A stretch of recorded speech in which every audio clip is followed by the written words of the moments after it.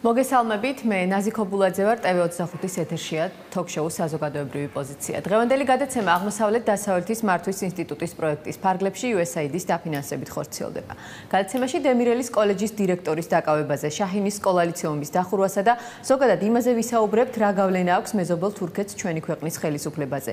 გასული წლის ივლისში თურქეთის გენერალური კონსული სკანდალურ განცხადებას აკეთებს, რის შემდეგაც შაჰინის კოალიციუმი იხურება. თურქეთის პრემიერ-მინისტრის ვიზიტის დასრულების თანავე 24 საათში ამავე სკოლის ყოფილ დირექტორს და დემირელის კოლეჯის დირექტორს აკავებენ. ორივე ამბავს ფეთჰულა გიულენის სახელი აერთიანებს, რის ფასად უწევს საქართველოს თურქეთის რესპუბლიკის მოთხოვნების შესრულება.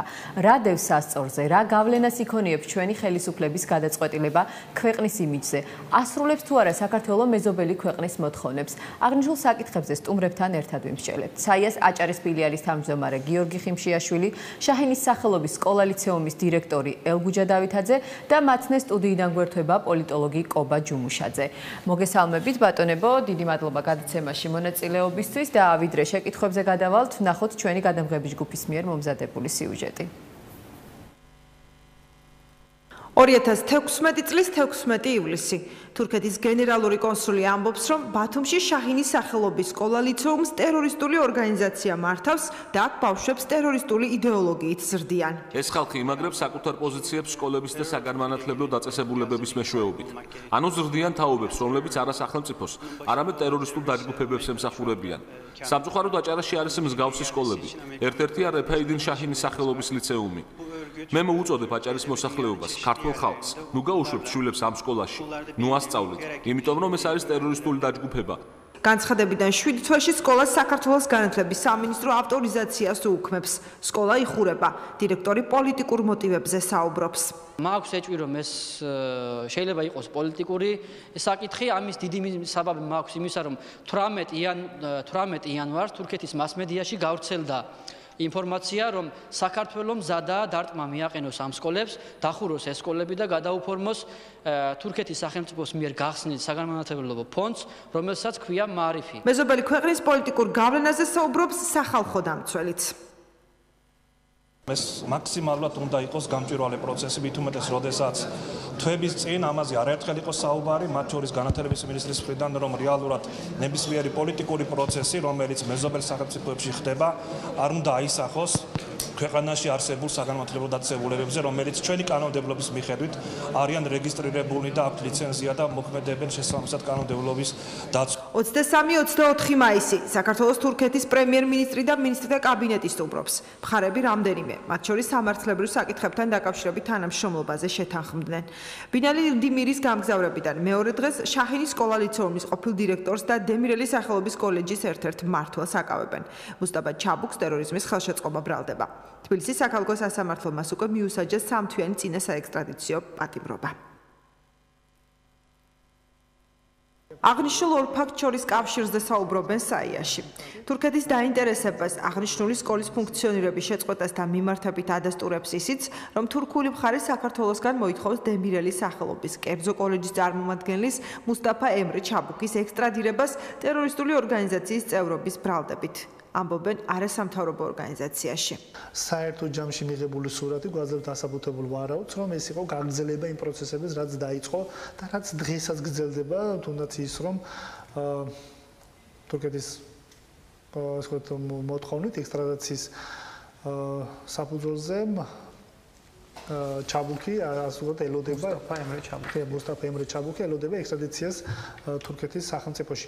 ანუ ეს პროცესები იძლევა იმის ეჭვის საფუძველს თქვათ, რომ ეს არ იყო წმინდა სამართლებრივ ჩარჩოებში მიმდინარე პროცესები და ამან ეს გასცა უკვე სამართლებრივ პროცედურებს და ამან მიიღო გარკვეულწილად პოლიტიკური და შეიძლება სხვა ტიპის დატვირთვაც. შაჰინის სკოლის დახურვასა და მისი ყოფილი დირექტორის დაკავებას ფეთჰულა გიულენის სახელი აერთიანებს. თურქეთის პრეზიდენტი ერდოღანი სამხედრო გადატრიალების მცდელობის ავტორად სწორედ მის ყოფილ მეგობარს მიიჩნევს. საქართველო ერთადერთი ქვეყანა არ არის, რომელმაც თურქეთის ხელისუფლების პოლიტიკური დაკვეთა შეასრულა და საგანმანათლებლო დაწესებულებები დახურა.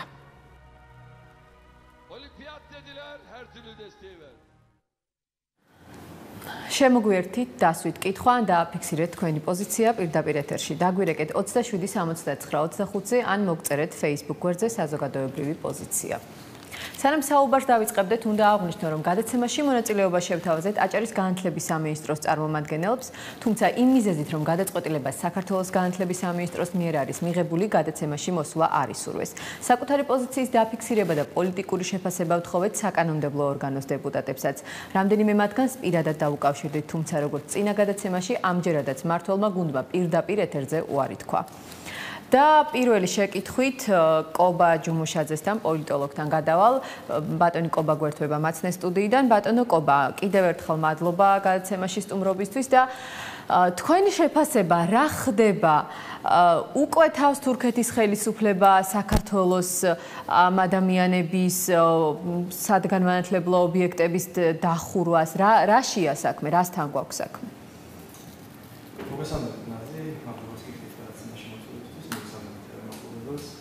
რაც შეეხება აღნიშნულ საკითხს, მოგესალმებით, ძალიან სენსიტიური თემაა. ბატონო კობა, სამწუხაროდ თქვენი ხმა არ ისმის, ტექნიკური ხარვეზია, მოგვიანებით დაგიბრუნდებით. ბატონო ელგუჯა, მოდი დავიწყოთ ბოლოდან. ახლა რა ვითარებაა თქვენს სკოლასთან დაკავშირებით, რომ გითხრათ? უბრალოდ სკოლისთან მადლობა მინდა მოგახსენოთ მოწვევისათვის, რაც შეეხება ჩვენი სკოლის ამდროინდელ მდგომარეობას, მას შემდეგ რაც ლიცენზიის გაუქმება მოხდა, სკოლაში მხოლოდ ფუნქციონირებს საბავშვო ბაღი, სკოლის დასაქმებული პერსონალი, მოსწავლეები კი გადანაწილდნენ სხვადასხვა სკოლებში. ფაქტობრივად სკოლა ამ დროისათვის არ ფუნქციონირებს, მხოლოდ ფუნქციონირებს საბავშვო ბაღი.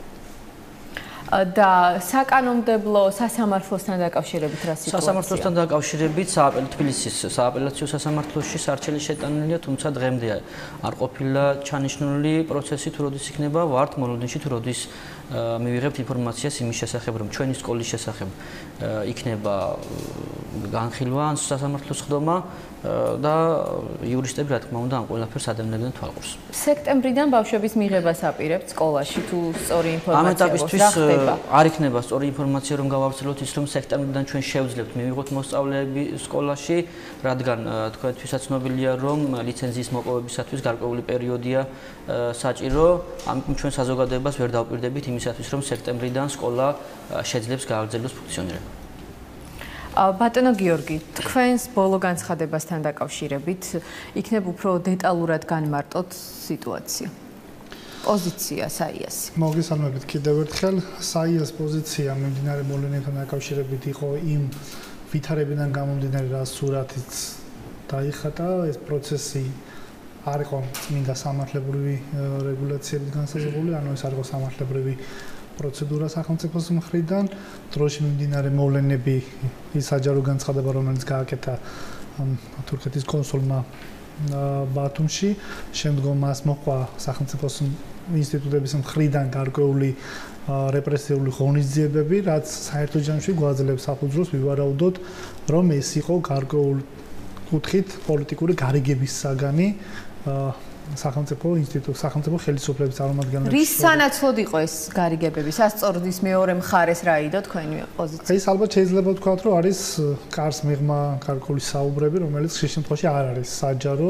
თუმცა ეჭვი ხომ გაქვს რაღაცაზე, რის საფუძველზე თქვენ ამას? ხო, ეხლა ეჭვი რა თქმა უნდა გვაქვს, ეჭვი ის, რომ პოლიტიკური მოტივაციით იყო განპირობებული და ნაკარნახევი ეს პროცესი, ეს უკვე საჯაროდ გაცხადებული პოზიცია არის ორგანიზაციის და ჩვენც ამას საზოგადოების წარმომადგენლებისთვის ობიექტურად ვაფასებთ მოვლენებსა და პროცესებს ისედაც ხვდებით, რაც შეეხება ამის უკან, ესე ვთქვათ, პოლიტიკური პროცესები, კარს მიღმა საუბრები, რას უკავშირდება, რა რითი იყო ნაკარნახევი, რა თქმა უნდა რთულია.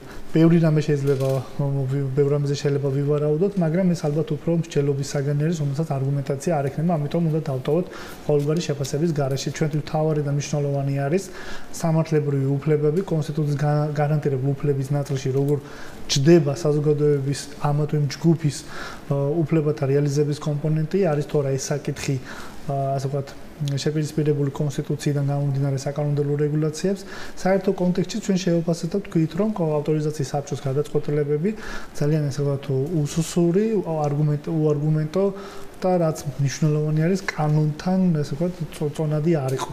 დაუსაბუთებელი იყო საერთო კონტექსტში და ამიტომ ერთადერთი უფლებრივი დაცვის ობიექტი ამ ჯგუფს რჩება სასამართლო, რომელიც ჩვენ და სამწუხაროდ საქართველოში ეს არის ძალიან გრძელი, ხანგრძლივი პროცესი და მოვლენები იმდენად რთულია დროში, იმენად გაჭენურებული არის დროში, ხშირ შემთხვევაში მას ეფექტურობა დაკარგული აქვს.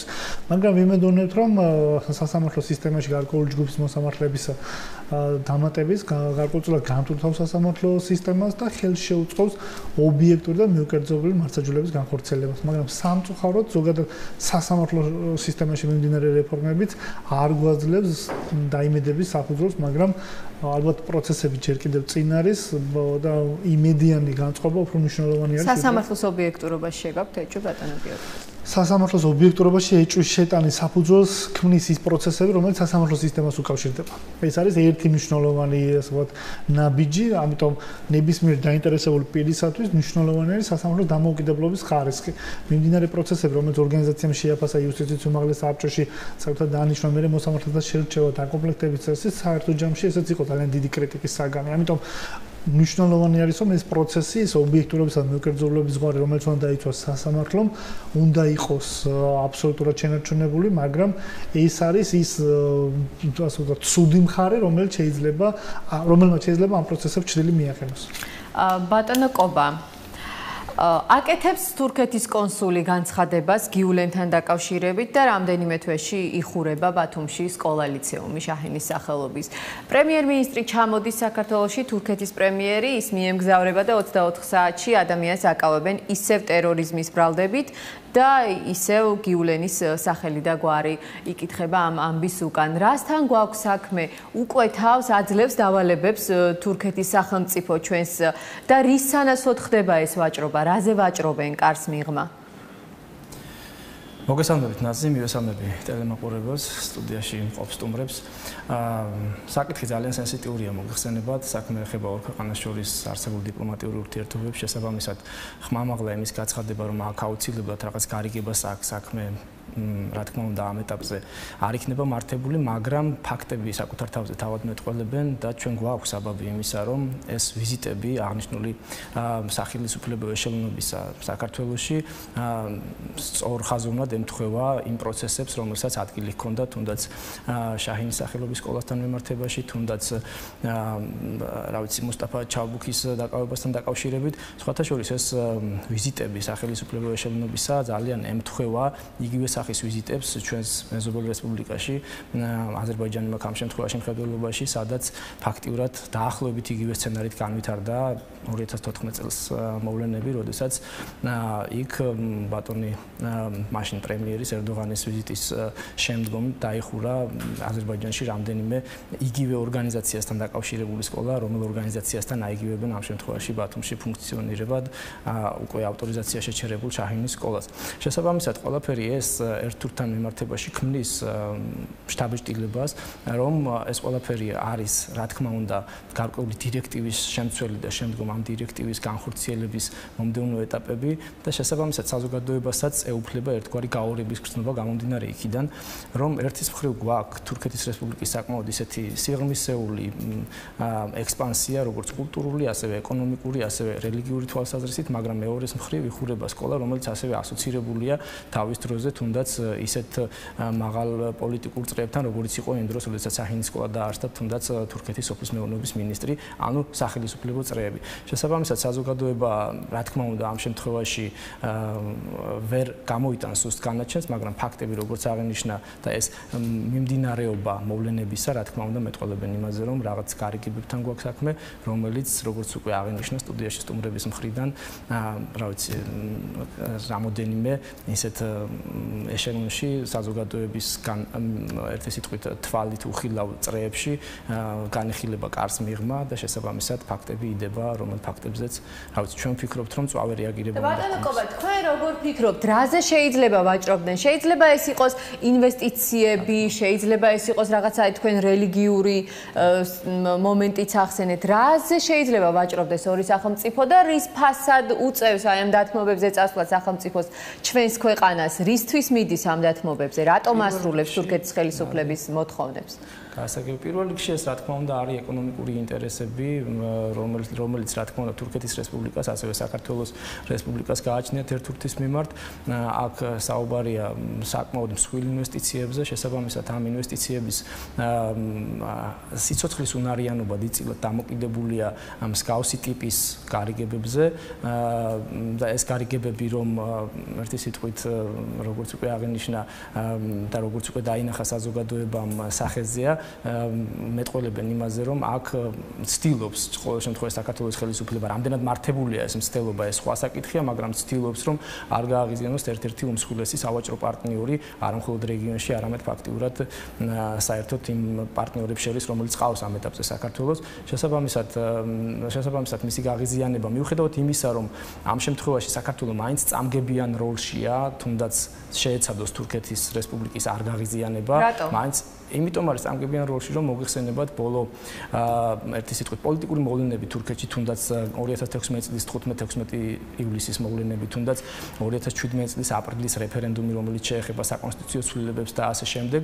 ევროპაში დასავლეთთან მიმართებაში დასავლეთის ქვეყნებში იწვევს საკმაოდ ისეთ ერთ მნიშვნელოვან მოდი ესე ვთქვათ ნეგატიურ დამოკიდებულებას თურქეთის შიდა პოლიტიკისადმი შესაბამისად თუ ჩვენი ქვეყანა ჩვენი ხელისუფლება ცდილობს იმას რომ ევროპის ანუ ამ მოცემულ ეტაპზე ევროპასთან ინტეგრაციის მოცემულ ეტაპზე ევროპისკენ გადადგას ნაბიჯი ევროპული ტიპის დემოკრატია და ამკვიდროს საქართველოში იყოს ტრანსპარენტული იყოს გამჭვირვალე ყველა ის მოქმედება ყველა ის ნაბიჯი რომელსაც ხელისუფლება დგამს ეს ვერ იქნება ნამდვილად ქულების დაწერა ბრალებში რა თქმა უნდა ქულების დაწერა და პოლიტიკური დივიდენდების მოტანა საქართველოს ხელისუფლებისთვის გამომდინარე იქიდან რომ თავად ევროპასთან გაუფუჭდება ურთიერთობა თურქეთს უბრალოდ უკვე გაუფუჭდა და ჩვენთვისაც წამგებიანია თურქეთთან მეგობრობა და კეთილმეზობლობა ამას გულისხმობ? მე მიმაჩნია რომ გამომდინარე იქიდან რომ თურქეთს უკვე საკმაოდ ერთი სიტყვით ნეგატიური მოდი ასე ვთქვათ როლი აქ დამკვიდრებული ევროპული გადმოსახედიდან შიდა დემოკრატიის თვალსაზრისით და საქართველოს ერთი სიტყვით შეეცდება რომ ამ ნეგატიურ როლის თამაში ფეხი აუწყოს თურქეთის ხელისუფლების პოლიტიკას მე არ ვამტკიცებ რომ ეს აუცილებლად ასე მაგრამ თუ შეეცდება რომ ფეხი აუწყოს ამ პოლიტიკას რასაც თურქეთში აქვს ადგილი შესაბამისად ეს ჩვენ ვერანაირად ვერ მოგვიტანს პოლიტიკურ დივიდენდებს ევროპის და საერთო ევროკავშირის გასაგებია ბატონო კობა აუცილებლად დაგიბრუნდებით კიდევ ერთხელ ბატონო ელგუჯა ჩვენ ვიცით ავტორიზაციის საბჭომ პრინციპში რამდენიმე მიზეზი ჩამოთვალა რისთვისაც უფრო ვცლად რომ განმარტოთ კიდევ ერთხელ და თქვენ რა გაქვთ იმის საპასუხოდ რომ ეს ყველაფერი არ იყო რეალური და საუბრობდით პოლიტიკურ მოტივზე რატომ არ გაიზიარეთ ის შენიშვნები რომელიმე მათგანის მიმართ თუ გქონდა თქვა სოლიდარობა რომ ნამდვილად ღებულობდით შენიშვნას და გამოასწორებდით და რატომ მიგაჩნიათ რომ პოლიტიკური იყო ეს ყველაფერი ავტორიზაციის საბჭოს გადაწყვეტილებას რაც შეეხება ჩვენ თავიდანვე ვაცხადებთ იმას რომ ეს არ ქონდა მას საფუძველი იმისა რომ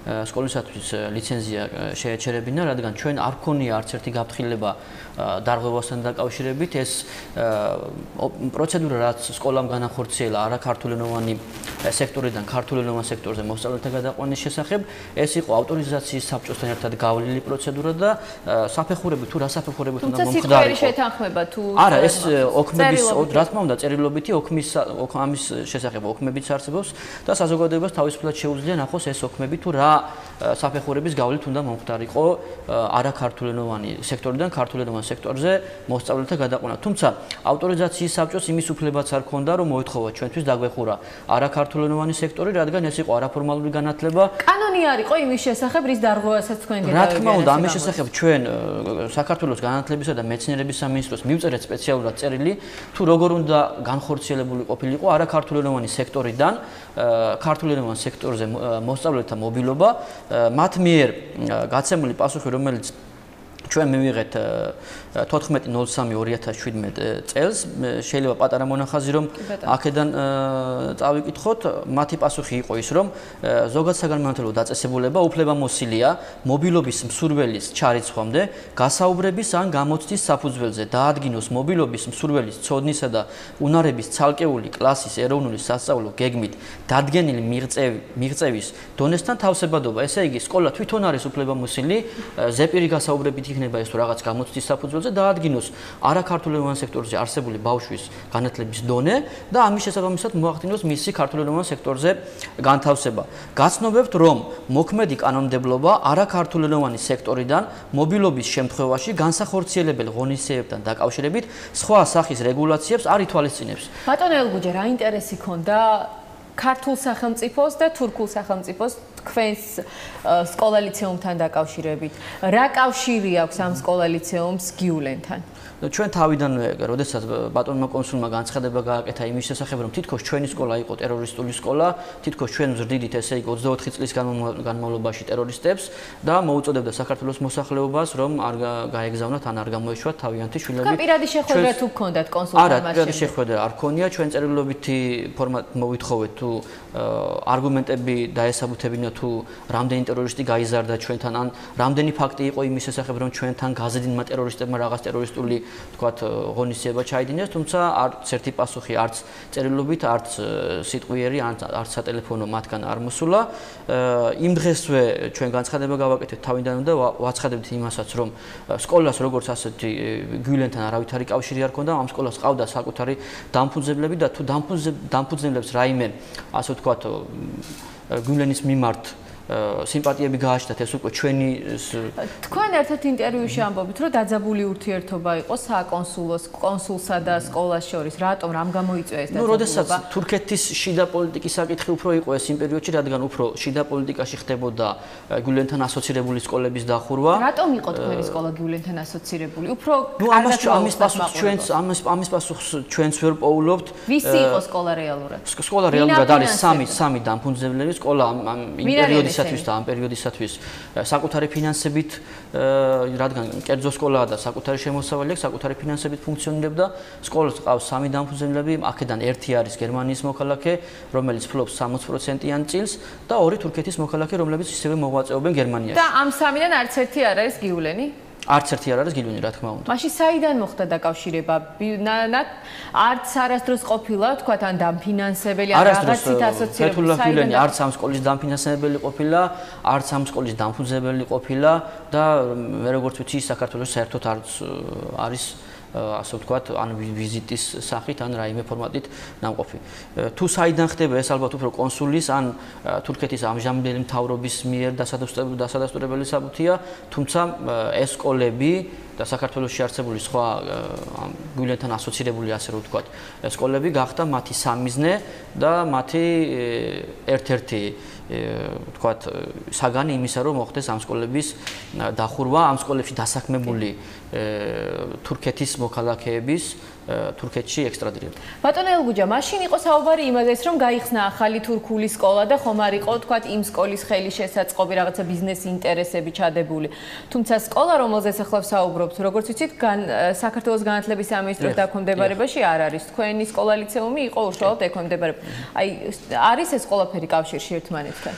ეს ყველაფერი კავშირში ერთმანეთთან, მოვლენები რაც ვითარდებოდა ამ პერიოდში, ისე ემთხვევა, რომ შეიძლება ეს ყველაფერი იყოს კავშირში. აქედან ერთ-ერთი, ასე რომ ვთქვათ, ყველაზე მთავარი ფაქტორი შეიძლება იყოს ის, რომ როდესაც ჩვენი სკოლას ლიცენზია გაუქმდა 3 თებერვალს, 6 თებერვალს ხსენებული სკოლის დამფუძნებელმა საკუთარი Facebook-ის გვერდზე გააკეთა განცხადება, რომ საქართველოში ბათუმში დაიხურა ბინძური ტერორისტების სკოლა და მის მიერ გახსნილი სკოლა კი ფუნქციონირებას აგრძელებდა. მან ამაზე სატელევიზიო კომენტარი არ გააკეთა, ჩვენ გვახსოვს ეს განცხადება. თქვენი სკოლის მოსწავლეებიდან თუ გადავიდა რომელიმე აი იმ სკოლაში, ან თუ დასაქმდნენ თქვენი მასწავლებლები იმ აღნიშნულ სკოლაში? ხსენებულ სკოლაში ჩვენი სკოლის მოსწავლეებიდან გადავიდნენ მხოლოდ თურქეთის მოქალაქე ყველა მოსწავლე თითქმის დაახლოებით 100% მოსწავლეებისა. რაც შეეხება ჩვენი სკოლის პედაგოგების დასაქმება, იქ არ მოხდა. ეს ტერორისტულ სწავლება გავლილი მოსწავლეები მიიღეს ჩვეულებრივად? ხო, მიიღეს ჩვეულებრივად და ასე რომ ვთქვათ, კონსულთან ვიზიტებთანაც იყო მასმედიაში იყო თუ რაოდენ წარმატებული იყვნენ ეს ბავშვები და რა კარგად ფლობდნენ ამა თუ იმ საგანს. გასაგებია, ისევ დაგიბრუნდებით. ბატონო გიორგი, თქვენი პოზიცია მუსტაფა ჩაბუქის ტერორიზმთან დაკავშირებასთან მიმართებაში, რამდენად რეალური შეიძლება იყოს ეს ყველაფერი? საიდან მოხდა ეს ადამიანი საქართველოში, რა საქმიანობას ეწეოდა აქამდე და რამდენად იყო შესაძლებელი, რომ თქვათ რაიმე ტერორისტული ჩანაფიქრი ყოფილიყო მის გონებაში? ტერორიზმთან დაკავშირებით ორგანიზაციის პოზიცია ზოგადად ვერც იქნება საჯარო ცხადი, იმიტომ რომ თვითონ საქმის მასალები უშუალოდ რაც ეხება მის უშუალო რაც საჯარო იყო აი აქედან გამომდინარე მისი განმავლელი თქვა ბიოგრაფიიდან ჩვენი ძირითადი კვლევის საგანი სასამართლო პროცესებზე დაკვირვების შედეგად მე შემომისი ანალიზი იყო ძირითადად ის თუ რამდენად იყო ექსტრადირების საფუძველი მოთხოვნა დასაბუთებული და რამდენად შეესაბამებოდა იგი ადამიანის უფლებათა ევროპულ სასამართლოს პრაქტიკას და იმ პრეცედენტებს რაც აქამდე ადამიანის უფლებათა ევროპულ სასამართლოს მიუღია და მათ შორის ერთ რეკლამის შემდეგ საზოგადოებრივი პოზიცია პირდაპირ ეთერში ბრუნდება. ვსაუბრობ ჩაჰინის სკოლა-ლიცეუმის დახურვაზე, დემირელის კოლეჯის დირექტორის დაკავებასა და მეზობელი ქვეყნის გავლენაზე ჩვენს სახელმწიფოსთან მიმართებაში. დღევანდელი გადაცემა აღმოსავლეთ-დასავლეთის მართვის ინსტიტუტის პროექტის ფარგლებში USAID-ის დაფინანსებით ხორციელდება. შემოგვიერთდით დასვით კითხვა და დააფიქსირეთ თქვენი პოზიცია პირდაპირ ეთერში 27-79-25 ან მოგწერეთ Facebook გვერდზე საზოგადოებრივი პოზიცია. და ბატონო კობა, თქვენი შეფასებით ეს ყველაფერი რამდენად იქონიებს ჩვენი სახელმწიფოს იმიჯზე გავლენას? აი, წეგან ჩვენ საუბრობდით იმაზე, რომ თურქები ითხოვენ დემირელის კოლეჯის დირექტორის ექსტრადირებას. თუ ჩვენ ვარს ვიტყვით, შეიძლება დავზარალდეთ, თუ არ ვიტყვით ვარს, ამ შემთხვევაშიც შეიძლება დავზარალდეთ თურქეთის, ანუ საერთაშორისო ორგანიზაციების და სხვა ჩვენი მეზობელი ქვეყნების მხრიდან. როგორია თქვენი შეფასება? რა თქმა უნდა, სიტუაცია აქ ისევ გაუღრებისკენ მიუთითებს ხელისუფლებას, თუმცა აქ ერთი მნიშვნელოვანი კითხვა უნდა დაუსვას ალბათ ყველა იმ პიროვნებამ, ვისაც ეს საკითხი პირდაპირ თუ ირიბად ეხება საკუთარ თავს. ეს კითხვა არის, რომელ ღირებულებებზე ჩამოვა ის ფსონს. იქნება ეს მართლაც ის დასავლური ღირებულებები, ადამიანის უფლებები, საერთაშორისო შეთანხმებები, თუ ის ვიწრო ეკონომიკური ინტერესები, მოდი ამ შემთხვევაში რა თქმა უნდა ბჭყალებში ვიწრო ეკონომიკური ინტერესები, რომელიც ჩვენ შემთხვევაში თურქეთთან, ანუ ორ ქვეყანას შორის ეკონომიკურ ურთიერთობებს გულისხმობს. თუ სახელმწიფო ეშელონები და მე იმედი მაქვს ასე იქნება ეს, ჩვენი სახელმწიფო ეშელონები გადაიხრებიან იმისკენ, რომ ფსონს ჩამოვიდნენ საერთაშორისო შეთანხმებებზე, დასავლურ ღირებულებებზე და ასე შემდეგ, რა თქმა უნდა, ამ შემთხვევაში მუსტაფა ჩაბუქის ექსტრადირების საკითხი უნდა გადაიწიოს და უნდა საერთოდ ამოღებული იქნას გარკვეულწილად დღის წესრიგიდან. იმდენად, რამდენადაც ჩვენ ვიცით, რომ 2016 წლის ივლისის მოვლენების მერე თურქეთში დაახლოებით 50,000 ადამიანია დაპატიმრებული, ძირითადად განათლების და ძალოვანი სტრუქტურის წარმომადგენლები და 150,000 ადამიანზე მეტი არის სამსახურიდან დათხოვნილი. შესაბამისად, იქ მიმდინარეობს ადამიანების უპრეცედენტო რეპრესიები, მოდი ესე ვთქვათ, და არ შეიძლება ეს განხილული, ანუ ჩაბუქის ექსტრადირება განხილული იქნას, როგორც მისი უფლების დაცვის ერთკენ გადადგმული ერთ-ერთი ნაბიჯი. არ მინდა უხეში შედარებები მოვიყვანო, მაგრამ დღეს უსმენდი ერთ-ერთ საკმაოდ ცნობილ გერმანელ ექსპერტს, რომელიც არის დევსის კოლუმნისტი, პოლიტოლოგი და მან თურქეთში მიმდინარე მოვლენები ეს ბოლო 1 წლის მოვლენები განსაკუთრებით შეადარა დაახლოებით იმავე მოვლენებს, რასაც ადგილი ჰქონდა გერმანიაში 1933 წელს, როდესაც ნაციონალ-სოციალისტები მოდიოდნენ ხელისუფლების სათავეში. შესაბამისად, ამ პირობებში ადამიანის ექსტრადიციაზე საუბარი, რომელიც ასოცირებულია იმ ორგანიზაციასთან, რომელიც თურქეთში მაქსიმალური სიძლიერით იდევნება, რა თქმა უნდა, არ იქნება მართებული. ბატონო კობა, აქ თქვენც ახლა საუბრობდით და უკვე ცნობილია, რომ თურქეთში თქვა ციხეებში და კონკრეტულად აი ამ ადამიანს, რომლის ექსტრადირება შეიძლება მოხდეს, შეიძლება მის სიცოცხლე ჯანმრთელობას დაემუქროს საფრთხე. ამ შემთხვევაში რა უნდა გააკეთოს ჩვენი ქვეყნის სამართალდამცავებმა, საიმისოდ, რომ არ დაზარალდეს არც ამ პიროვნების უფლებები, არც ქვეყანა. აქ სასწორზე დევს ერთი, თქვათ, მუსტაფა ჩაბუქის და მეორე საქართველოს უსაფრთხოება, შეიძლება ასე ითქვას? საქართველოს უსაფრთხოება შეიძლება ეკონომიკური უსაფრთხოება გარკვეულწილად, რა თქმა უნდა, გარკვეულწილად არასრულად, რა თქმა უნდა, ამ კონტექსტში იქნას მოსაზრებული, თუმცა მე ვერ ვიტყოდი, რომ აქ იმ დონის ეკონომიკური უსაფრთხოება დევს სასწორზე, რომელიც მნიშვნელოვან რყევებს გამოიწვევს თუნდაც ქვეყნის ეკონომიკაში ან საერთაშორისო ვაჭრო-სავაჭრო ურთიერთობებში. რა თქმა უნდა, ერთ ქვეყანასთან შეიძლება და ეს ძალიან მნიშვნელოვანია ჩვენთვის თურქეთთან ურთიერთობა, ისე არ გაიგოს საზოგადოებამ, თითქოს მე ვაპელირებდი იმ მიმართულებით, რომ თურქეთი საბუთის და ჩვენი ეკონომიკური თუ კულტურული ურთიერთობები მე უკანა პლანზე მყავს გადაწეული, არავითარ შემთხვევაში ეს არის, რა თქმა უნდა, გარკვეულწილად გარკვეული უსაფრთხოების მომენტი საქართველოსთვის და ეს მნიშვნელოვანია, მაგრამ საკითხი არის ძალიან სენსიტიური და ამ შემთხვევაში ქვეყანამ უნდა იმოქმედოს ჩვენმა საკანონმდებლო ხელისუფლებამ, აღმასრულებელმა ხელისუფლებამ ყველამ ერთგვარად სინქრონში უნდა იმოქმედოს საიმისოთ, რომ აბსოლუტური გამჭვირვალეობის, ტრანსპარენტულობის დონეზე იქნას ეს საკითხი გამოძიებული ყველა არსებულ კითხვას საზოგადოებაში, რომელზეც თუნდაც სტუდიაში საუბრობდა ახლა ბატონი გიორგი, ამ კითხვებს ყველაფერს გაეცეს ჯეროვანი პასუხი და საბოლოოდ ერთი სიტყვით დასაბუთებული უარი მიიღოს ამ შემთხვევაში თუნდაც თურქეთის ხელისუფლებამ ჩაბუქის ექსტრადიციასთან დაკავშირებით, მაგრამ ეს უნდა იყოს ისეთი დასაბუთება, ეს რა თქმა უნდა ერთგვარ დიპლომატიური საკითხიც არის და დიდი შრომა უნდა გასწიონ ასევე დიპლომატია. რამდენად ძლიერია საქართველოს დიპლომატიურ საკითხებში, რამდენად ძლიერი დიპლომატები გყავს, მოვახერხებთ ჩვენ ამას თურქეთის გაღიზიანების გარეშე, აი მოარყოფით პასუხის გაცემას. ჩვენი ამ ერთი სიტყვით მოდი ესე ვთქვათ 3-10 წლების განმავლობაში დაგრეული დიპლომატიური გამოცდილებიდან და ამ გადასახედიდან გამომდინარე რაღაც გარკვეული რესურსები ამ კუთხით და დიპლომატიური დოვლათი მოდი ესე ვთქვათ შეიქმნა და გვყავს ისეთი დიპლომატები, რომლებიც შეძლებენ რომ ამ შემთხვევაში საკმაოდ ისეთი დასაბუთებული საფუძვლიანი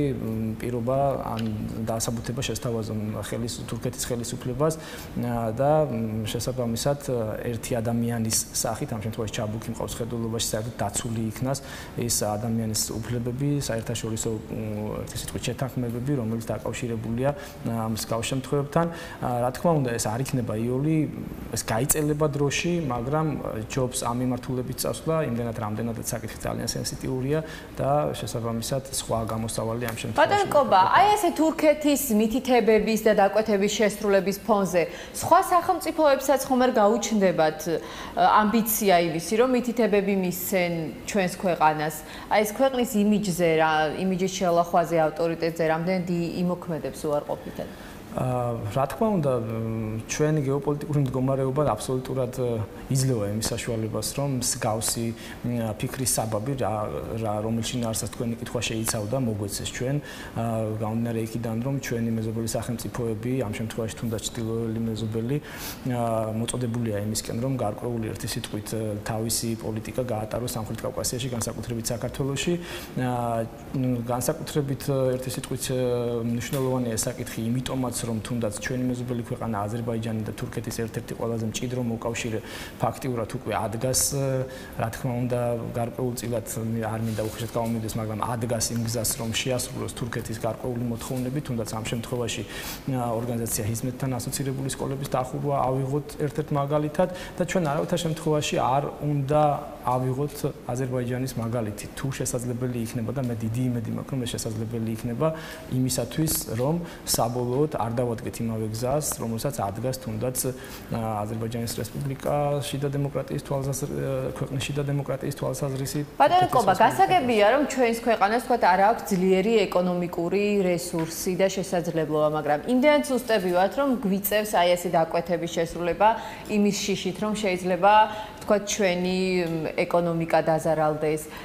ჩვენი თანამოქალაქეები ბევრი არიან თურქეთში, რომლებიც მუშაობენ. აი ამათ თქვათ, ესენი თუ შეიძლება დაზარალდნენ იმ შემთხვევაში, თუ ჩვენ თურქეთის კაპრიზებს არ შევასრულებთ. იცით, მე პირადად მოვირდებოდი თავისთავად იმის აქცენტირებას, რომ და აქცენტის დასმას იმაზე, რომ ჩვენ აუცილებლად დირექტივის და რაღაც დავალების შესრულება გვიწევს, მაგრამ რაღაც დათმობებზე წასვლა, რა თქმა უნდა, სახეზეა და ჩანს. შესაბამისად, ჩვენ არის თუ არა, ახლა დაუბრუნდე, ვარ თუ არა იმდენად ძლიერები, რომ მსგავსი დაუშვათ ეკონომიკური ექსპანსიის პირობებში წინააღმდეგობა გაუწიოთ ისეთ მნიშვნელოვან სავაჭრო პარტნიორს, როგორც არის თურქეთი.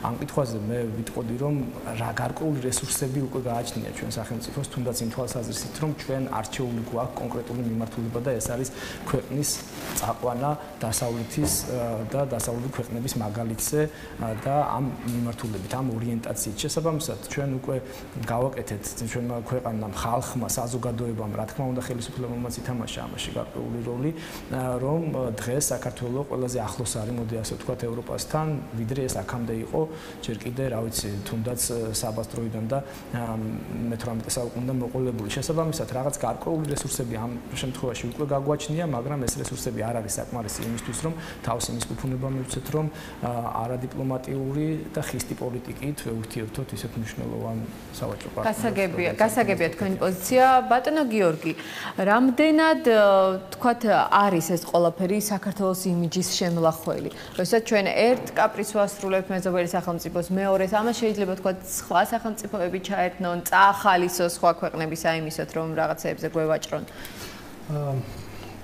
საერთაშორისო ურთიერთობებში პირველ რიგში ქვეყნის რეპუტაცია განისაზღვრება მისი პოლიტიკური და სამართლებრივი მდგრადობით.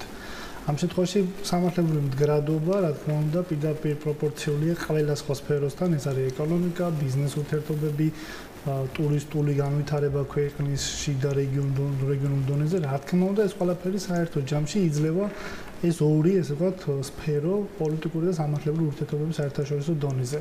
რა თქმა უნდა, ხა სხვა ქვეყნები, ასე ვთქვათ, ორ ქვეყანას შორის მიმდინარე ურთიერთობებში ესე ღიად და პირდაპირ ვერ ჩაერევიან და ეს არც იქნება ასე ვთქვათ ასაშვები საერთაშორისო სამართლით და არც მოხდება. მაგრამ რა თქმა უნდა, ჩვენი ქვეყნის პოლიტიკური და სამართლებრივი რეპუტაციას სხვა საერთაშორისო მოკავშირეები ჩვენი ქვეყნისა გაზომავენ იმ სამართლებრივი კონტექსტით, რომელიც წარმოიშვება ამ საქმიდან გამომდინარე და შეიძლება ამ საქმის გაგრძელება ჰპოვოს სტრასბურგის სასამართლოს დონემდე. ამიტომ მე ვიმედოვნებ, რომ ნებისმიერი გადაწყვეტილება სამართლებრივი, რომელსაც მიიღებს ქვეყნის შიდა პოლიტიკური ხელისუფლება, იქნება მეტად სამართლებრივი, ასე ვთქვათ, კონტექსტით, ვიდრე პოლიტიკური ან პირადი ან სხვა ტიპის ურთიერთობებით განპირობებული. ამიტომ მე არ მინდა მოვლენებს გავუსწრო. ყველა იმ ადამიანმა, ვინც ამ პროცესში არის ჩართული, ძალიან კარგად იცის და ესმის იმ საერთაშორისო სამართლის წონა და ტვირთი, რომელიც შეიძლება სახელმწიფომ ასე ვთქვათ აიღოს გრძელვადიან პერსპექტივაში, ამიტომ მე ვიმედოვნებ, რომ ეს ტვირთი იქნება უფრო მსუბუქი, ვიდრე დღევანდელი გადასახადებიდან ჩანს. გასაგებია თქვენი პოზიცია. ბატონო ელგუჯა, თქვენ გააკეთეთ მიმართვა პრემიერ-მინისტრ კვირიკაშვილის სახელზე და მას თხოვდით, რომ დაეცვათ მოსწავლეების ინტერესები. რაიმე პასუხი თუ მიიღეთ, ან წერილობითი, ან თქვათ, ვინმე თუ დაგეკონტაქტოთ ამის მიმართ? სამწუხაროდ ჩვენ არამხოლოდ ბატონი პრემიერის მიმართ, სხვა პოლიტიკური პირების მიმართაც განვახორციელეთ. ეს იყო ქვეყნის ფარგლებში, ეს იყო ადგილობრივი მმართველობის ფარგლებში, მაგრამ სამწუხაროდ ჩვენ მათგან ვერავით არის დადებითი, არც წერილობითი და არც პირი, არც სატელეფონო პასუხი არ მიგვიღია. და რას აპირებთ, რა გაქვთ სამომავლო გეგმებში? სამომავლო გეგმებში ალბათ სამართლებრივ საფეხურებს ჩვენ გავყვებით და რა თქმა უნდა, თუ ქვეყნის სასამართლოების საშუალებით ვერ მოხდება ჩვენი უფლებების დაკმაყოფილება, ამ შემთხვევაში ჩვენ აუცილებლად მიმართავთ სტრასბურგის სასამართლოს და ვიმედოვნებთ, რომ იქ მაინც დაცული იქნება ჩვენი უფლებები, ჩვენი მოსწავლეების და ჩვენი მშობლების ინტერესები. როდემდე შეიძლება ეს ბრძოლა გაგრძელდეს? მანამ სანამ ალბათ სიმართლე არ ეზეიმებს.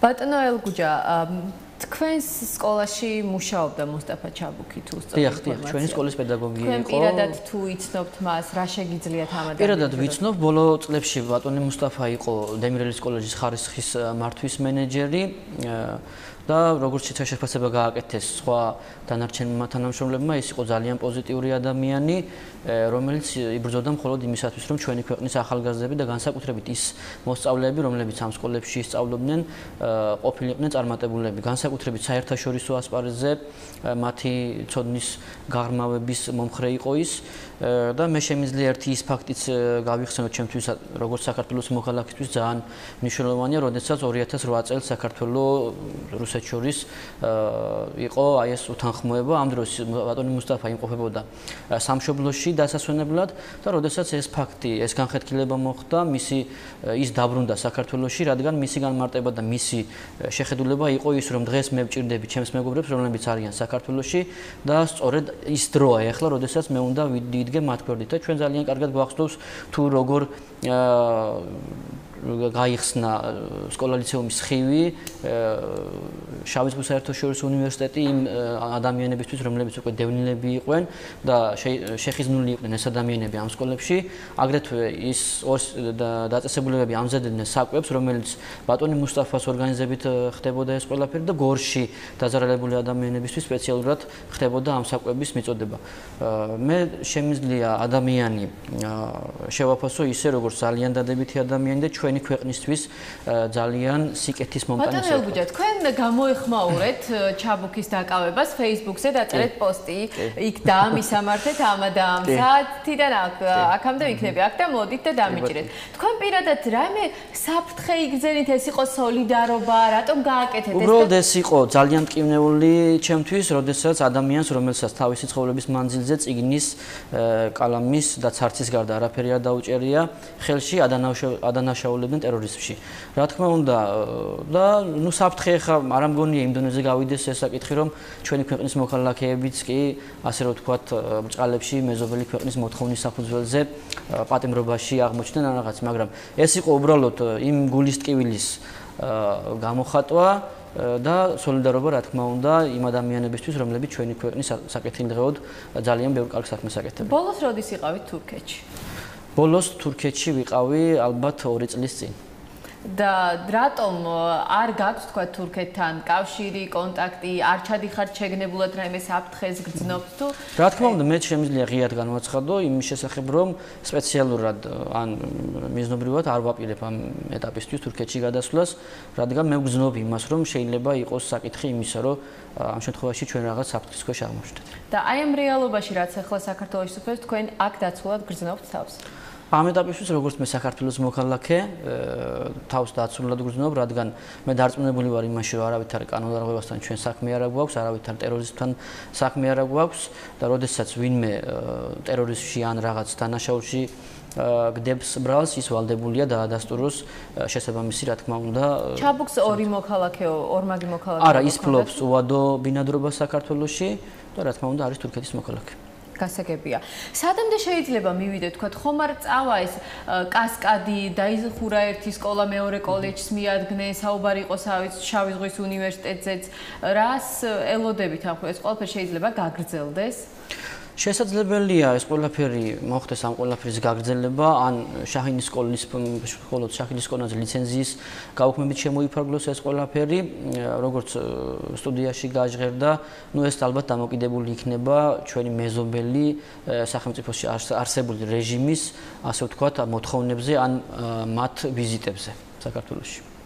გასაგებია. ბატონო გიორგი, სადამდე შეიძლება გაგრძელდეს? შეიძლება რომ ვთქვათ, აი ეს საგანმანათლებლო სფეროში შემოიჭრა ეს თურქეთის სახელმწიფო და გაგრძელდეს ეს რაღაცა მიეცეს პერმანენტული ხასიათი. ძალიან რთული და ესე იგი ჯადოსნური კითხვა არის, იმიტომ რომ პოლიტიკური გემოვნება იმ ადამიანების, ვისაც ინტერესი აქვს ამ პროცესების მიმართ, არ ვიცით ჩვენ სადამდე შეიძლება გაგრძელდეს. შეიძლება მარტივადაც დასრულდეს, ან დაუსრულებლად გაგრძელდეს და ამან პოვოს ყველა იმ სფეროში, ასე ვთქვათ, ინტერესის საკითხი შეაღწიონ, სადაც არის რაღაც ტიპის ინტერესი ამა თუ იმ ადამიანის მხრიდან. არ ვიცი, პროცესის გაგრძელებას, რა თქმა უნდა, ვიმედოვნებთ, რომ არ იქნება და ეს ყველაფერი ძალიან მალე დასრულდება, პოზიტიურად გადაწყდება პროცესზე, რაც მნიშვნელოვანია სახელმწიფოს ინტერესების სასარგებლოდ გადაწყდება პოზიტიურად. მე არ მინდა რომ რაღაც ერთგვარი შიში დავნერგო, მაგრამ აი ბატონი ელგუჯას Facebook პოსტი აღნიშნე წეღანდა. რამდენად არის დაცული, ვთქვათ, ამ შემთხვევაში კონკრეტულად შაჰინის სკოლა ლიცეუმის დირექტორი, სხვა ადამიანები, რომლებიც აი ამ კოლეჯებში, უნივერსიტეტებში მუშაობენ, რომლებიც შეიძლება რომ თურქეთის სახელმწიფოს რაღაც გემოვნებაში ჯდებოდნენ თქვენ სიტყვის მომუშველე. მას შემდეგ რაც აზერბაიჯანის ჟურნალისტის ამბავი, ასე ვთქვათ, საჯარო ცნობილი ფაქტი არის, რა თქმა უნდა, ადამიანებში ყოველთვის ჩდება უკვე კითხვა, რამდენად ვართ ან არიან დაცული თითოეული ის ადამიანი, ვინც რაღაცების საერთაშორისო ასპარეზზე საკუთარ პოზიციას, ასე ვთქვათ, მნიშვნელოვნად განიხილავს. მე ვფიქრობ, რომ და ვიმედოვნებ, რომ დაცულობის ხარისხი უფრო მეტია, ვიდრე შეიძლება იყოს იმ სახელმწიფოში, სადაც ეს ადამიანები პოლიტიკური დევნის ობიექტები ხდებიან. მე ასე ვთქვათ, იმედს გამოვთქვა, რომ ის მუხტალის საქმე, რომელიც ასე ვთქვათ, მძიმე გამოცდა არის პოლიტიკური ხელისუფლებისთვის, სრულიად საზოგადოებისთვის, აღარ განმეორდება და ნებისმიერი იმ ადამიანის პოლიტიკური თავშესაფარი, რომელიც იქნება, რომელიც გადაწყვეტს რომ თავი შეაფაროს საქართველოს, იქნება ნამდვილად იმ უფლებების ჩარჩოებში გარანტირებული, რასაც ჩვენ ვთავაზობთ დაწერილი ნორმების სახით და ვაწვდით, ასე ვთქვათ, სამართლის ნორმების სახით ამ ადამიანებს. მე ვფიქრობ, რომ არის, უნდა იყოს და ვიმედოვნებ, რომ სახელმწიფო ინსტიტუტები ამას ხელს შეუწყობენ.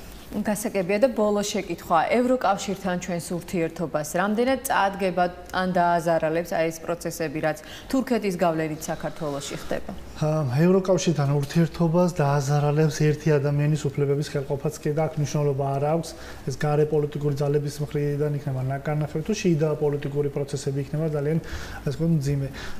ერთი ადამიანის უფლებების ხელყოფაც, რომელიც პირდაპირ იქნება აღქმული კონსტიტუციური უფლების ნაწილში.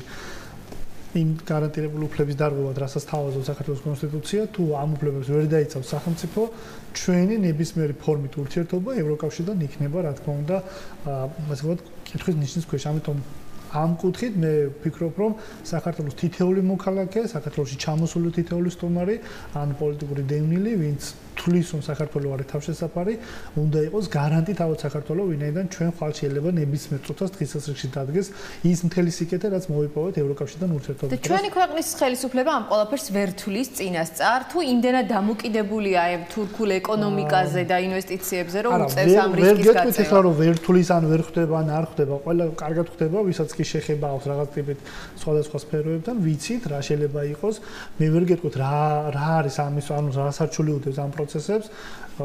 კიდევ ერთხელ მინდა აღვნიშნო, დაღურულ კარს მიღმა მიმდინარე პროცესებს. ჩვენ ასე ვთქვათ, საზოგადოების უმრავლესობას ჩი შემთხვევაში ვერ ვიგებთ, ეს ხდება ისტორიის ნაწილი და რაღაც პერიოდის შემდგომ ასე ვთქვათ, არქივი იხსნება. ამიტომ ალბათ უნდა დაველოდოთ ისევ არქივის გახსნას, გარკვეული დროის გასვლის შემდგომ, სადაც კანონის თანახმად ინფორმაციის დაშვება და საჯაროდ გაცნობა შეიძლება ნებისმიერ დაინტერესებულ პირს. იმედია ამ ინფორმაციის დაშვებას თითოეული ჩვენთაგანი მოვესწრებით. გასაგებია, მადლობა თქვენი პოზიციისთვის. ბატონო კობა, თქვენი მოსაზრება და შეფასება რა არის იმასთან დაკავშირებით ევროკავშირთან ჩვენი ურთიერთობა? აი მოვლენების ფონზე რა სახეს მიიღებს, როგორ დავზარალდებით, რა უნდა გავაკეთოთ იმისთვის, რომ მინიმუმამდე იყოს ჩვენი ავტორიტეტის შელახვა ევროკავშირის თვალში დაყვანილი? გამომდინარე იქიდან, რომ ამ შემთხვევაში ეს ფაქტები, რომელზეც ახლა ჩვენ გადაცემაში ვსაუბრობთ, ძირითადად განათლების სისტემასთან, ადამიანის უფლებებთან და ადამიანის უფლებებთან არის დაკავშირებული, რომელზეც საკმაოდ დიდ ფსონს ჩამოდის ევროკავშირის თითეული წევრი ქვეყანა. შესაბამისად, ეს საკითხები ჩვენი შიდა პოლიტიკა ამ მიმართულებით არის ძალიან სენსიტიური და ამიტომაც სახელმწიფო წრეების ყურადღება განსაკუთრებით უნდა იყოს მიმართული ამ საკითხებთან დაკავშირებით, ამ საკითხებზე. შესაბამისად, მე ვფიქრობ, რომ კარგი იქნება თუ ხელისუფლება რაც შეიძლება მინიმალურ ვადებში გასცემს იმ დაგროულ კითხვებს პასუხს, რომელიც დაგროულია თითოეულ ამ კითხვასთან და ამ საკითხთან დაკავშირებით. იქნება ეს შაჰინის კოლექციუმის დახურვა, იქნება ეს სხვა ახალი სკოლის გახსნა, რომელსაც ადგილი ჰქონდა თუნდაც ბათუმში, რომელსაც ჯერ მშენებლობასთან დაკავშირებით ჰქონდა რაღაც